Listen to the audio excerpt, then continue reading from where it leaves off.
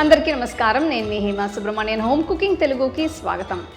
మనం నూడిల్స్తో చేసే ఏ రెసిపీ అయినా కూడా బాగా ఎంజాయ్ చేసి తింటాము. సో ఇవాళ నేను మీకు ఒక simple and easy vegetable noodle recipe ఎలా చేయాలో చూపించబోతున్నాను. పిల్లలు కూడా దీన్ని బాగా ఎంజాయ్ చేసి తింటారు. సో రండి, దీనికి కావాల్సిన పదార్థాలు ఏంటో ఇప్పుడు మనం చూద్దాం. వెజిటబుల్ నూడిల్స్ కోసం ముందుగా నూడిల్స్ని ఉడికించాలి. దీనికోసం ఒక గిన్నెలో నిండుగా నీళ్లు పోసి మరిగించాలి.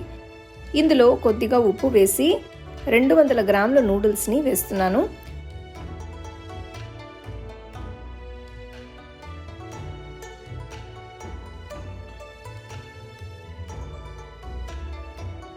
నూడిల్స్ పూర్తిగా ఉడికిన తర్వాత వడకట్టి పైన కొద్దిగా నూనె చల్లి పక్కన పెట్టాలి. ఇలా చేయడం వల్ల నూడిల్స్ ఒకదానికి ఒకటి అంటుకోకుండా పొడిగా ఉంటాయి.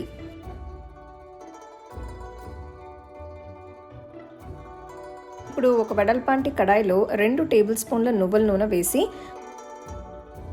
అందులో పొడవుగా తరిగిన వెల్లుల్లి, పొడవుగా తరిగిన అల్లం, పొడవుగా తరిగిన 2 పచ్చిమిరపకాయలు, పొడవుగా తరిగిన 1 ఉల్లిపాయ వేసి కొన్ని నిమిషాలు వేయించాలి.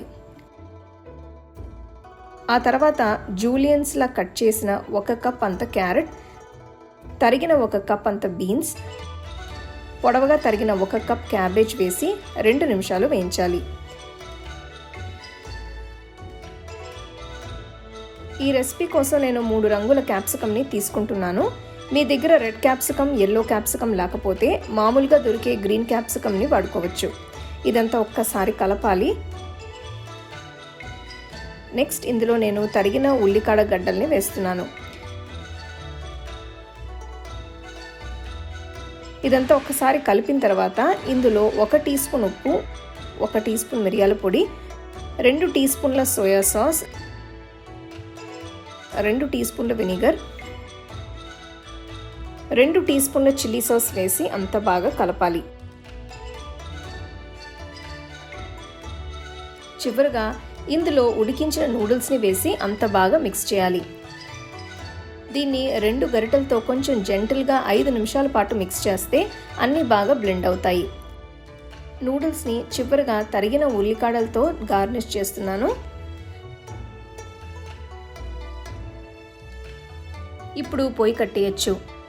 అంతే, ఎంతో రుచిగా ఉండే రెస్టారెంట్ స్టైల్ వెజిటబుల్ నూడిల్స్ తయారైనట్టే. వీటిని వేడివేడిగా సర్వ్ చేసుకుంటే చాలా బాగుంటుంది.